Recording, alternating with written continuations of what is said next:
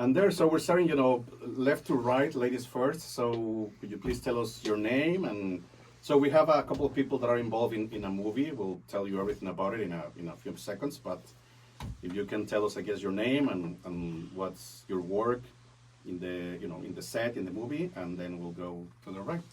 Okay, sure. Hello, everyone. I'm Rose Akan.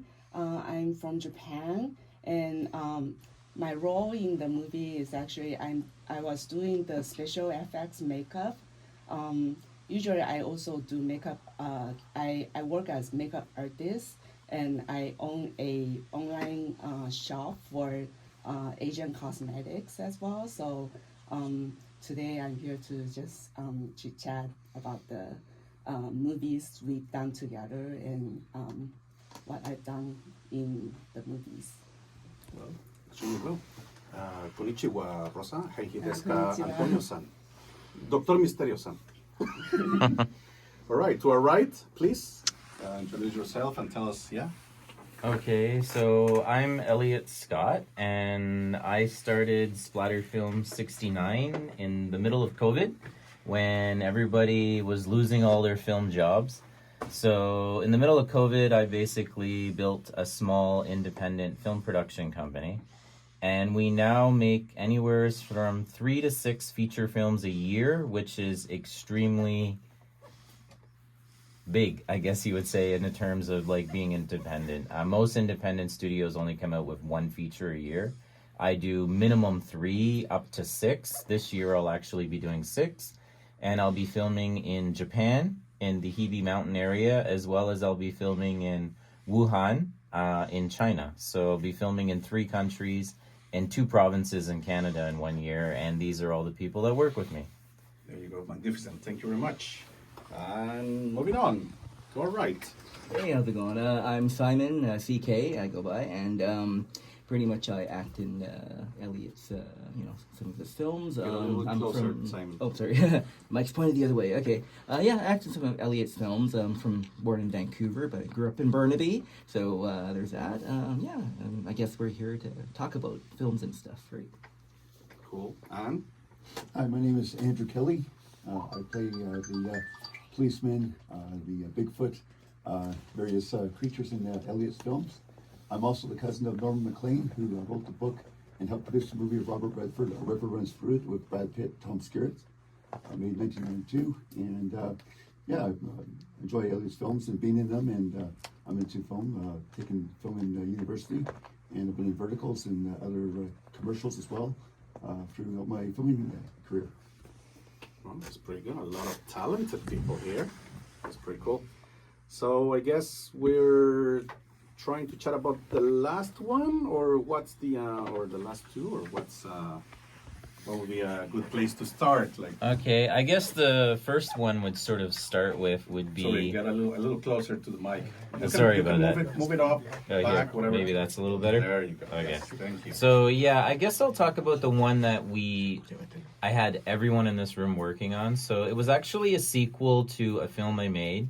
So I'm known for doing like Bigfoot movies. Literally in October, we're going to find out if I'm going to be in the Guinness Book of World Records as the director who's directed the most Bigfoot movies in the world. So they're looking into that, and as far as what I've been told, there's been directors who have made Bigfoot movies, but the biggest number right now is 3, and I've done 8. So pretty much I'm going to get the award as far as I see. And I also already have a Guinness Book of World Records for the most live animals used on a independent feature film. That's not an animal documentary. So we had everything from lynxes to coyotes to foxes to wolves.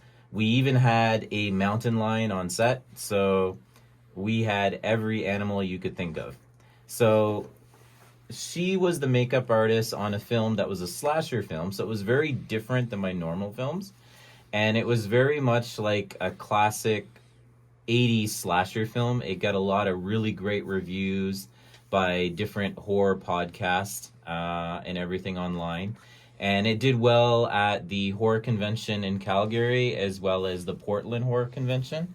And it did well enough that people kind of demanded sort of like a sequel. So we're like, okay, well, we burnt our killer in the first movie, so his whole body's all covered in scars. So, killers can always come back, just like in Friday the 13th. You burn him, it's not enough, he'll come back. So the second one's called Nightmares, so we kind of made it a little bit like the original Nightmare on Elm Street mixed with like Friday the 13th. And the movie's actually called Meat Cleaver Campout Massacre Part 2 Nightmares. And yeah, there was a large Japanese cast actually within the film. Two of the actresses actually, and everyone was like, why would you pick adult film stars from Japan and turn them into regular actresses? And they both had perfect English. They were both great at what they did. They actually worked much better than most actresses who never did stuff like that. So I figured if I'm going to do a scene where I'm going to do a shower scene and a girl's going to die, well, an adult film star, they take off their clothes all the time, so very easy for them to take off clothes in front of a camera and get killed in a shower. So yeah, so we did that, and then I was like, okay, I need to find a Japanese makeup artist, and then that's literally how I sort of ended up sort of finding her. And they both play a father and son in the film, and they are both going out on a fishing trip over the long weekend, which is the same long weekend that the serial killer kind of wakes up and from his coma in the hospital and then sort of goes on a rampage. And Andrew's character got his throat sliced wide open and a couple meat cleaver marks in the side of his cheeks. And Simon's character had his eyeballs ripped out of his head and his throat sliced. And I'll let her talk about doing the makeup for that one, I guess. Yeah, actually, it was a very fun and challenging for me because I had the makeup pieces for me, which was totally different from what I used as the prosthetic makeup kits. And then originally I was thinking to use something called alcohol paint, which is quite general and quite instant for auto-kit and special effects makeup. But this time he gave me a pretty new kind of prosthetic pieces, and then I had to instantly change my plan to use something more professional as a paint to put it on, and also actually Elliott had a lot of things that prepared, like the glue and the block and things, and I used my own stuff together, and I made the makeup. It was very challenging that I had to put Simon's eyes right onto his eyes with the scratches and the the FX stuff, and then he couldn't see anything. He had to keep his eyes closed all the time. So we had to be very careful not to get into his eyes. And then after we did the makeup, we had to guide him to walk to the place we shoot and stuff. But it was very fun. And actually, we were shooting in the park and outside. And then we didn't have enough water access. So after we finished the makeup, it was quite hard for us to take it off because originally my plan was to use something easier to take off, but I had to change my plan, and then I had to use some professional makeup removers as well. And then with that, usually we have to go to the bathroom to wash it off and stuff, but we didn't. We were at the park. So the restrooms, they closed quite early. After we shot, I think it was like 7 or 8. And yeah, it was 7:30. The bathroom closed at 6. And then after we done the shooting and we went tried to wash it off, it was closed. And I think both the actors, they had to had some leftovers of blocks and glues on them and then go back home. especially for Andrew, I think he had to take the public transportations to go home, and then he was so worried that he's got caught or asked for something, right? Yeah, I had to take an Uber home because I was afraid that people at the transit police would come up to me and stop me every chance to get, wanting to know what happened and all this and ask me details and take me to the hospital. So I just decided to take an Uber home. Even the Uber driver was asking me, what happened if I got into a fight or something? I said, no, it's just makeup for a movie. So. I swear it's all fake. It's all ketchup. Tis but a scratch. Wow, that is a good unfortunate story because yes, having to walk or roll back home with all this special effect makeup and anyway, that's I mean it's a bad but it's a good anecdote. Like it's anyway. Okay, I think we're gonna go with a little more music and then we can come back and keep chatting about. Well, I'm sure there's a lot of Yeah, we got a lot of things to talk about. There's a lot of stuff to be said. Yes. So. All right, so we are back with our magnificent.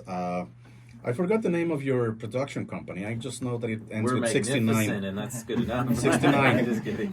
I just know that it ends with 69, and that's it. Yeah, and that was a marketing tool because we were actually called just Splatter Films for an entire year, but as soon as we put 69 at the back of our name, we got so many more Google hits. Of course, we had a couple men who were asking if we made other kind of movies, and we were like, no, we do monster movies, creature features. But yeah, it was just a marketing tool. That worked really well in our favor. Just adding a number 69 at the end of Splatter Films. Yeah, that is tricky anyway. But it was good, I think. I remember that even from, anyway. So I think we were going to talk about the upcoming movie, whatever we can know about it, because I know a lot of it is secret. So I don't know what, I don't know what you can share about. Oh, actually, Leo wanted to talk about, let's talk about the bands, I guess, in your movies. Yeah. You were going to say an anecdote and then, or a trivia fact, and then we can go to... Okay, no problem. Leo, whatever. With me, I always get local bands, local talent, everything I do. So a lot of times bands sometimes think I'm a big promoter. Like someone's like, are you a virgin or something? And I was like, no.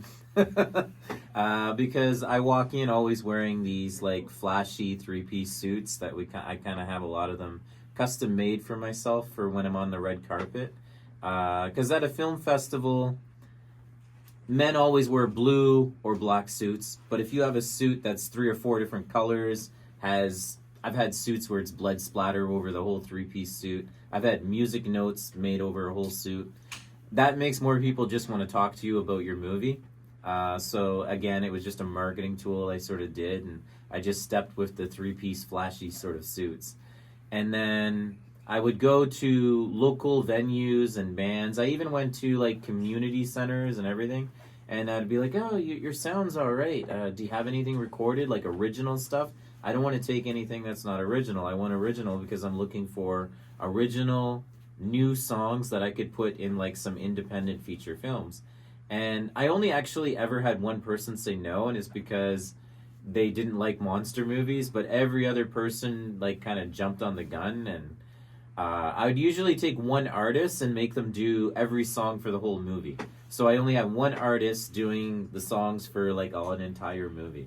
So I kind of do that, and it really helps promote the artist. And I sort of do a little contract thing with them. I was like, well, I'll promote you, you promote me, and we'll cross each other through all platforms, whether it's Spotify or whether it's YouTube or TikTok or Instagram, whatever, X is a big one for film. So I always try to grab all these local musicians, and sometimes I sort of shocked people. I actually helped one group change their name to a new name, and their new name is actually much easier, and people like it a lot more because they were kind of they were really half of them wanted to be grunge, and the other half wanted to be Neil Young. So they were really kind of a really different sort of band. They would have like 2 songs that were like grunge and 2 songs that sounded like something Neil Young would do. So they were originally like the New West Dirtbags, which I said, you guys got to change the name. I said, how about New West Rockers? And then, that'll stand out more. And then they ended up changing their name, and it actually worked out well for them. And 3 artists that have actually worked with me literally ended up getting a record deal after working on my film.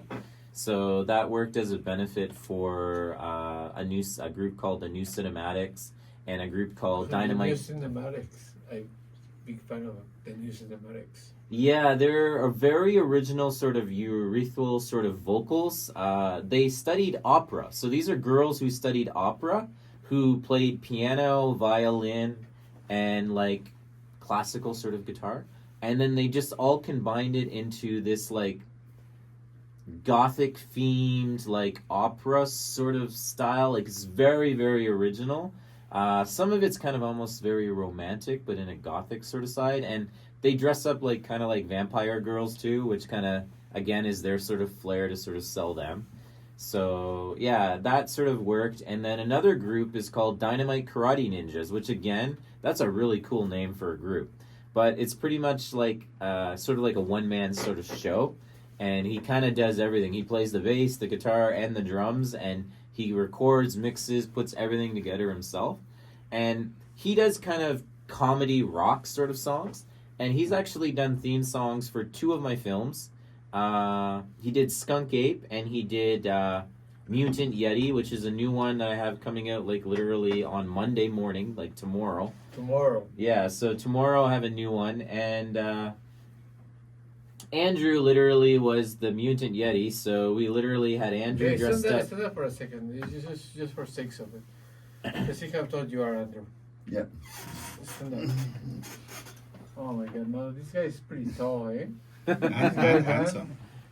Yeah, So he- on top of it, did you have like they added? well, the thing with Andrew being like basically 7 feet is that makes a perfect Bigfoot. We don't really have to add stilts because initially we had a guy who was the same height as me, 5'6", and wearing stilts running through the park. Now that doesn't always work out well because there's a lot of trees and things to trip over and fall in the park. Oh yeah, that's true. So with Andrew, it was a much more safer. So yeah, he's numerous times sort of played the monster, but also in some films he played the monster as well as the police captain and different stuff like that. And we had his whole face gouged out in one film.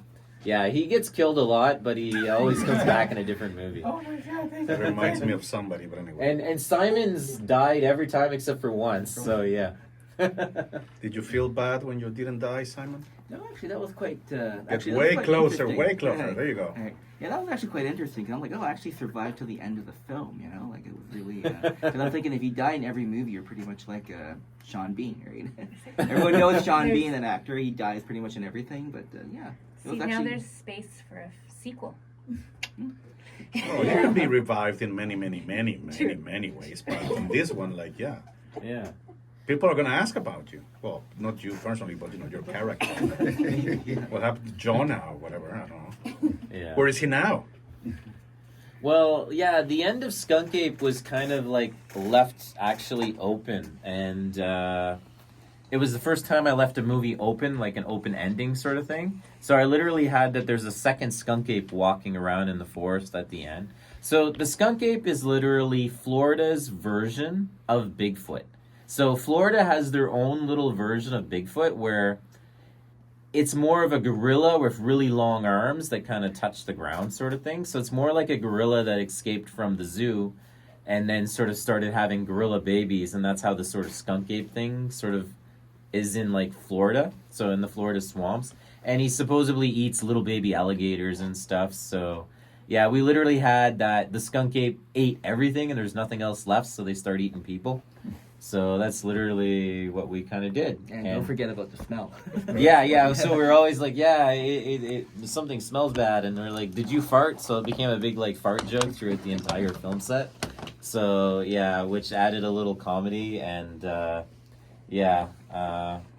so people kind of said there's a few things you can always expect from one of my films, and that's there's always one fart joke, and there's always loads of gore and sort of like extreme violence in that sense. So we've never won like a best script or anything like that, although I'd like to at some point. But at this point, we're getting a like makeup awards and that sort of stuff at film festivals and costume designs.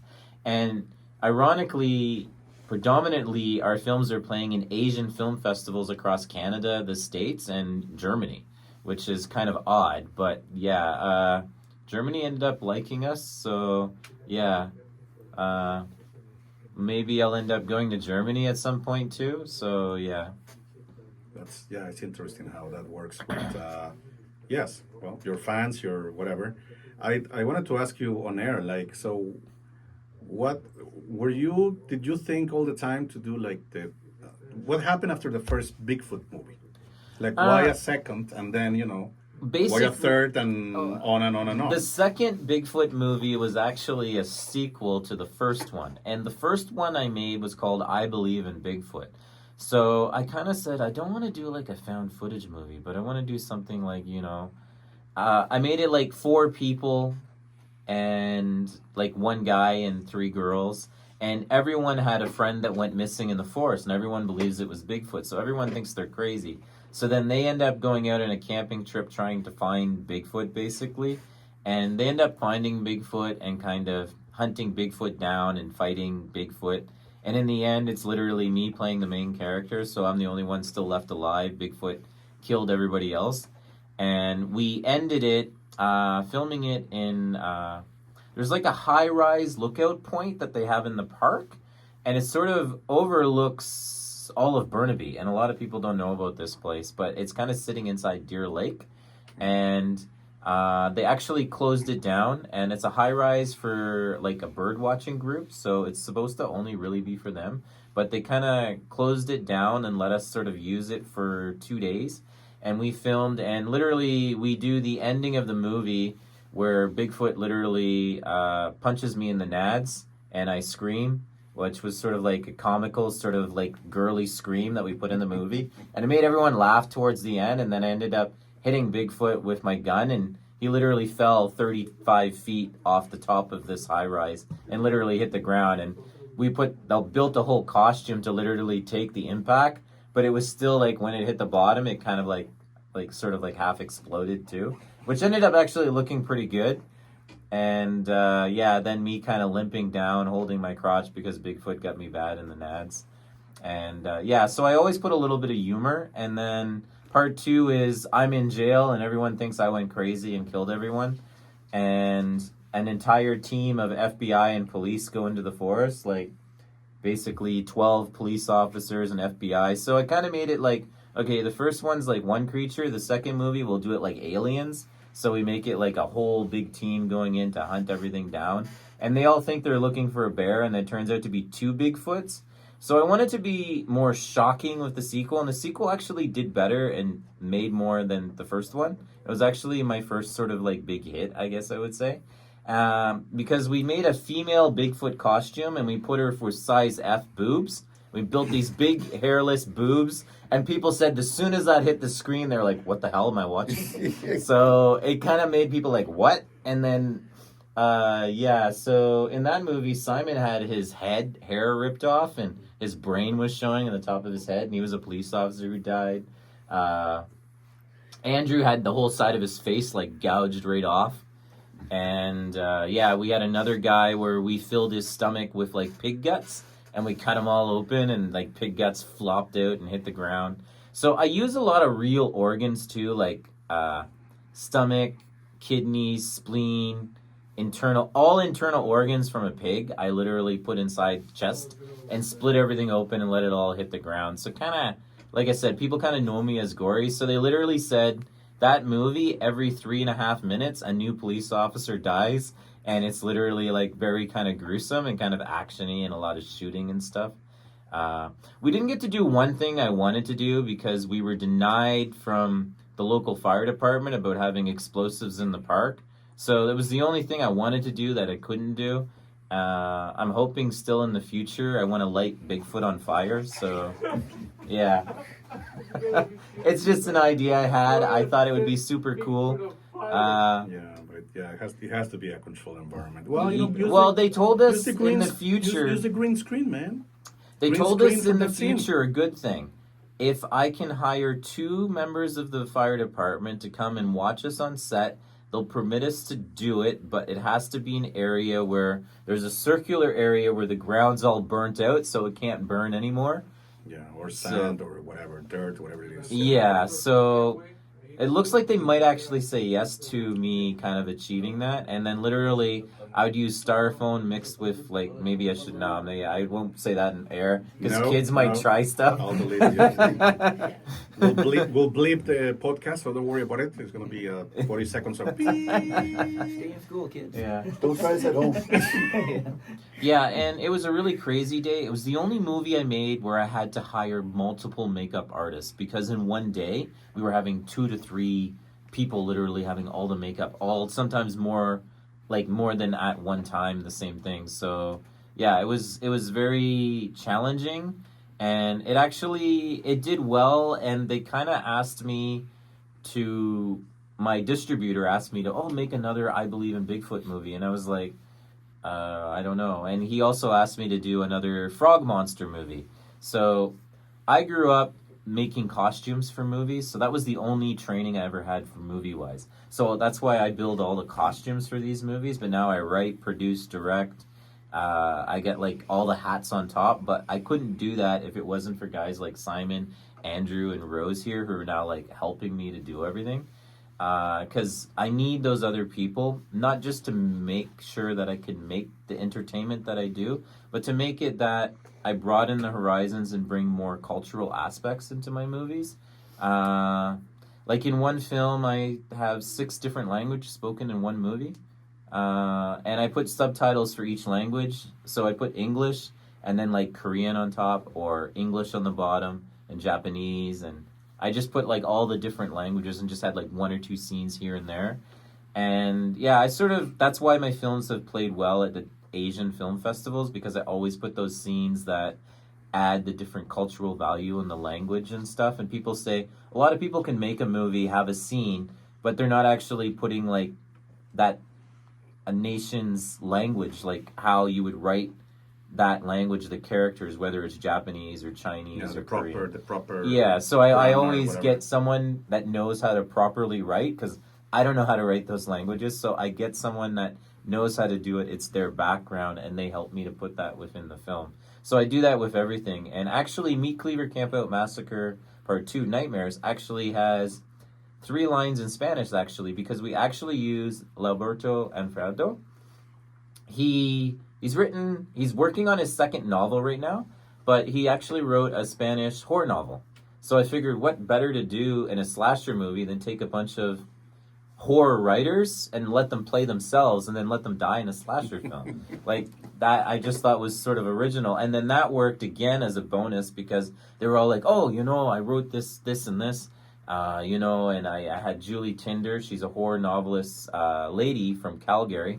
I had her in the film and stuff too. So I put actual real horror writers playing themselves, and I got them to get killed. So that was kind of something that was a first too. And I always try to get different venues and different types of people to sort of blend everything together so we can work well together to sort of not just build a team. I tell everyone, I feel like we're more like family. I may do a lot more talking because they say I'm better at the talking, but you always have that one loudmouth in your family, and I guess I'm maybe that in this family. And Andrew's kind of our crazy dad who well, we're not doing that sometimes, but yeah. No, it's all good. Okay, speaking about the devil, we're gonna go and play some more music. Okay. And then well, maybe we can be back and then have a little more or something. Sounds But great. anyway, we'll be back. Yeah, if there was any, Dr. Kimberly was asking if there was any specialization in the makeup, studies. Anyway, just repeat that. Anyway, what you said about trying the different, types of or kinds of makeups that are there. Yeah, actually, I went to a special film school called Vancouver Film School, which is pretty, I think, famous, called VFS. And I actually turned into makeup artist recently, like 4 years ago, 5 years ago. Before that, I was just working as normal, like company officers, like doing marketing planning and stuff. And then I really wanted to be a creative person. So I decided to quit my job and then to get some skills, special skills. And then I found the school and I came to Vancouver to study abroad. And my school was actually teaching makeup skills, everything for the film and TV. So we had to start learn from like natural makeups, like corrective makeup, and then beauty makeup, and after that maybe some sick makeup and out of kit effects, which means that we don't use any extra kits to make people look different from what usually they look like. They get hits and they got scars and things. And after all those, we started to be more creative. We have to create our own prosthetic pieces and then become creative and then make our own monsters or any kind of characters that we can think of, and then we do prosthetic makeups. So with all those courses, we had to like learn for 1 year, and then after graduation, we get to go into the industry. So it was a very fun classes, and then yeah. Sorry, I need to know, do you have any inspirational people? Like, is there anyone that you follow that is like the person that you want to be or that you aspire to be? Oh. Have you watched any movie that there's some makeup scene or artist there that you're like, oh, this was, Yeah, actually, the movie that made me to decide to learn makeup was called The Mask, which is a pretty old but a fantastic movie. When I was watching the movie, I was still very little, and then but I thought all those were done by CG, like I thought it's fake. But then when I see the behind the scenes clips, I find out actually people did makeup on the actors, and then it was real. And I was so surprised, and then I thought, oh, we can create the monsters or fantastic stuff on people's faces directly instead of like just using CG and stuff. So I really wanted to have those skills, and then that's what made me to go into the industry. oh, that's great. And I'm gonna jump into the kind of the same question for our actors tonight. So what got you to go into acting? Whoever wanna goes first, like. I guess I You both have to answer, so you know I don't. Yeah, you you're both not gonna gotta get away talk, from the so, question. Okay, my passion for acting is because I've got a history degree, and I've researched my cousins in the movie A River Runs Through It. And so we knew we were related, but we just didn't know how. And so eventually I found out how we were related through going through the Scottish Genealogical Society and finding out all the connections in a book actually called 600 Years in the Hebrides, which was produced by Amazon. And then eventually I started reaching out to my cousins down in the States, and we started talking because they knew that their grandfather, which would be my great-great-grandfather's third cousin, was in the same area we were in Manitoba. And everyone on our side of the family knew we were related, but we didn't know how we were related. And then eventually I decided to just take courses at Athabasca University with movie and film genre theory, storyboarding, movie psychology, the television age, and I've been in background acting before for years. And then I decided to eventually make the plunge and go forward to do speaking roles. And I have now 7, soon to be 9 IMDb credits, or 2 coming up, in various films and commercials, whatnot. And I enjoyed acting. I enjoyed the field and enjoyed everything. And as I tell people, that my main goal at the end is to be Brad Pitt, since he played my cousin in the movie River Runs Through It. I was in the newspapers in Montana. I was in old TV where I used to live in Alberta, in a documentary. And just recently, last October, I was in the Hollywood News North magazine regarding my research and my family's background with the movie A River Runs Through It, about actually what happened, the book versus the movie, versus the real life story. So I had to talk about that. So I got into acting because of my family's background. That's what it really started. Cool. And Well, I guess it's my turn. Mr. CK? Well, I guess technically I got into, I guess if you could say, I got into acting from really a friend who recommended me to Elliott, named Elise, and she said, oh, if you want to, do some movies, I know this director, and he does all these like monster movies and stuff like that. And I always was interested in acting. I'm more like a music guy myself. Like I play a lot of different instruments.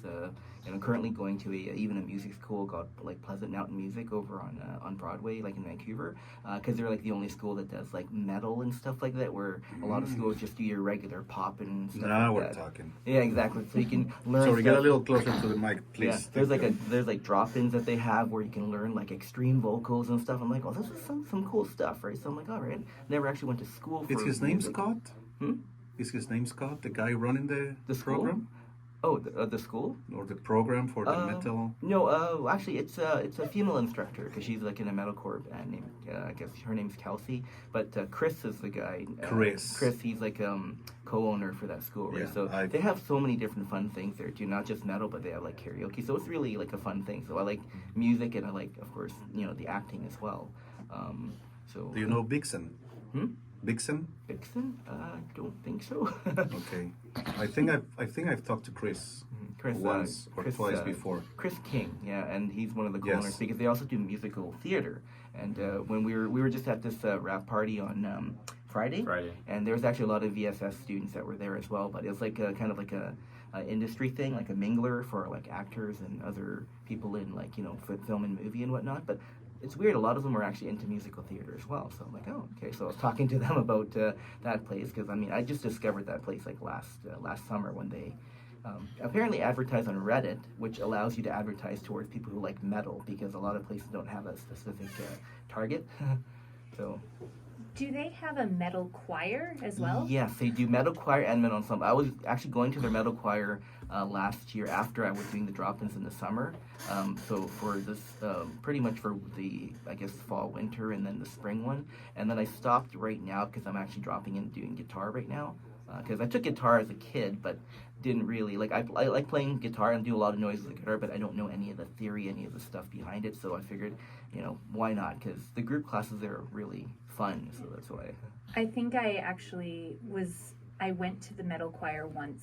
Oh, okay. It was like they had a karaoke night or something, and it was actually really fun. Oh, okay, nice. Yeah, they do have the metal karaoke's a lot, and last summer they even had like a karaoke over in the Granville Plaza on Granville Street, and it was like anyone who was walking by, because people, those outdoor plazas where they close like a block down and they just have outdoor seating, and it was really cool because people just was like, all right, there's free karaoke here, why not, kind of thing, and there's all sorts of people walking by and just joining in and singing, right? So that was cool too. Yeah, that's the one thing I talked to Chris about, this metal choir, and there was going to be a show, and anyway, so yeah, Tuesdays yeah, and cool Thursdays things. What they do, We- and it's Yeah. awesome. It's fun. yeah, that's what it rang a bell. It rang a bell, okay. I've talked to him. Anyway, Nice. I just remember the name, of course. Why would I? Okay, so I guess we have like 5 more minutes of show. So any other, last topics, last thoughts? I guess I'll kind of spin sort of like our sort of next film. We've already started filming. It'll be the first time I venture outside of Canada to film something. Before, I've only filmed in and around Vancouver and in and around Calgary. Calgary because I've been in the film festivals there for like 3 years in a row at different film festivals. So I kind of ended up getting a Calgary bunch also. So I have like a different bunch of people in Calgary than I do here. Calgary is actually almost entirely like Korean and Cantonese speaking though. Like But yeah, it's a little different. I picked up some bands in Calgary too.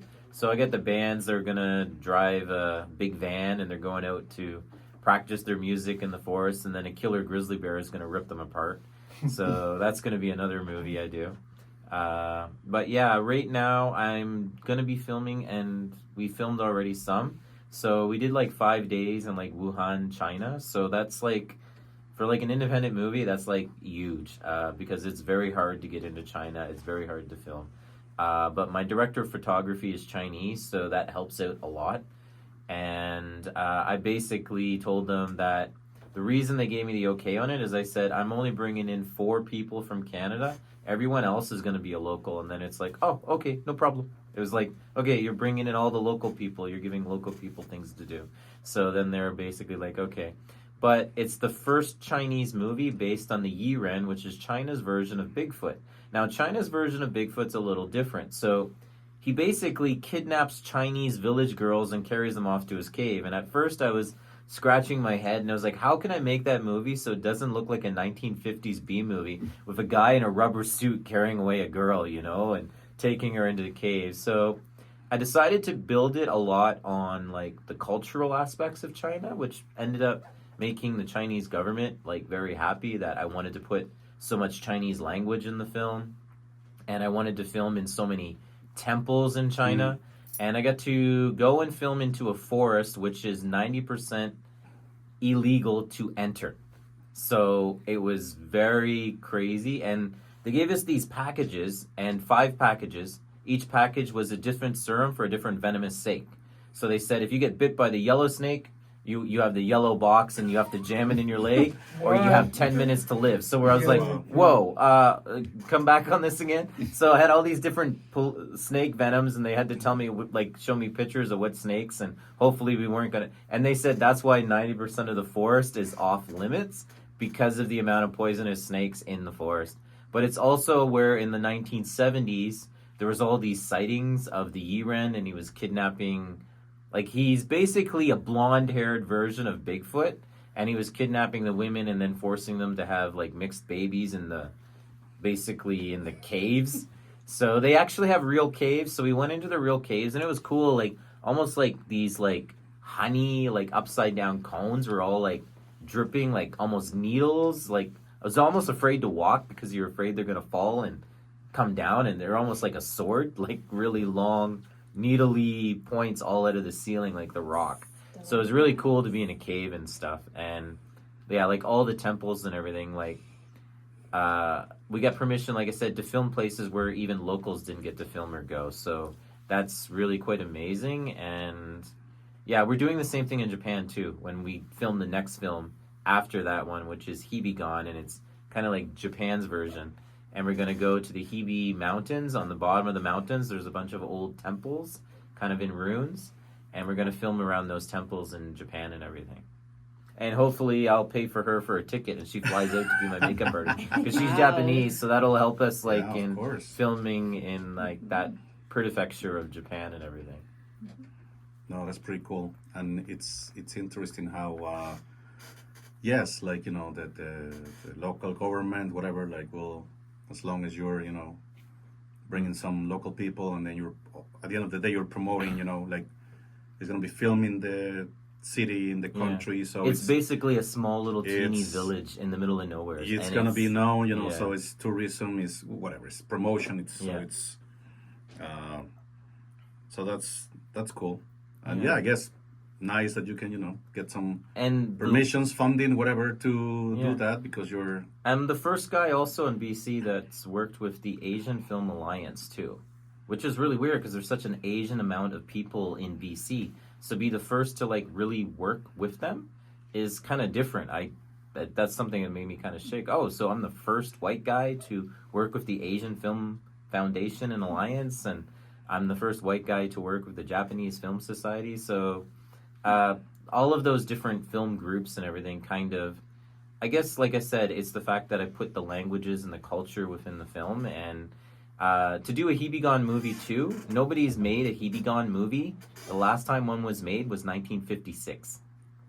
Okay. So there has never been a Japanese version of Bigfoot. The last one was in 1956. and the movie actually got banned for release actually in Japan. And it was the company Toho who brought out Godzilla that ended up making their own version of Bigfoot, basically, and the movie got banned in their own country. So it was, at first I thought it was going to be extremely difficult, but I got in contact with this company called Gaiga, and they make basically almost like Power Rangers TV shows in Japan kind of thing. Girls superheroes, it's girls only, kind of like challenging big giant monsters in Japan. So I got in contact with them, and they're the studio that's going to kind of help me with all the filming in Japan. So that'll be interesting. So yeah. Okay, no, that sounds super, super interesting, super, yeah. Do you want to go with me? Oh yes, of course, I will. All right. So yeah, it looks like I don't have to hire a makeup artist in Japan. I'm gonna bring her with me. You have it, you have it on air. So Yeah. anyway, all right. So well, thank you very much for being with us, Thank you so much. Appreciate We it. Really Thank enjoy you, your everybody. time here. and yeah, best of luck with new endeavors, and hope they are as fun and successful as the previous So ones. Splatter Films 69, Instagram, TikTok, Red for Chinese audience, or Xiaohongshu they call it. So yeah, literally every sort of thing. We're literally almost on everything. I post stuff all the time, daily, and whenever I do stuff where it's like a fan event, kind of like a HorrorCon, I love going to the HorrorCons because I get all my guys wearing monster costumes, and that brings so many people to your table because they all want to take pictures with monsters at a HorrorCon. So I do that. I'm going to be bringing Andrew and them when we do a little local like horror convention thing that's going to actually be in New West the second week of October.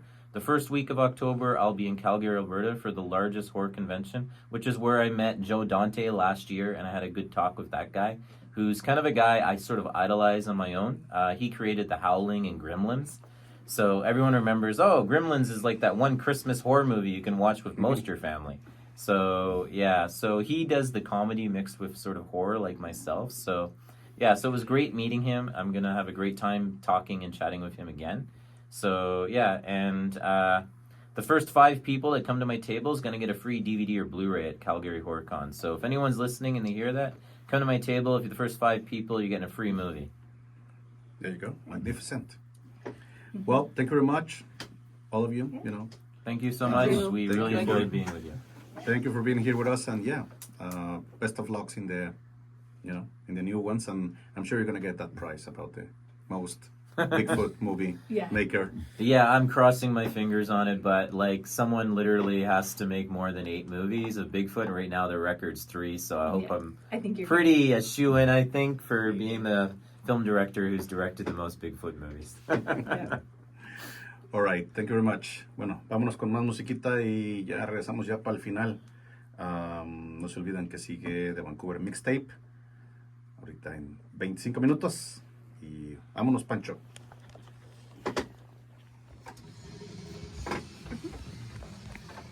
All right.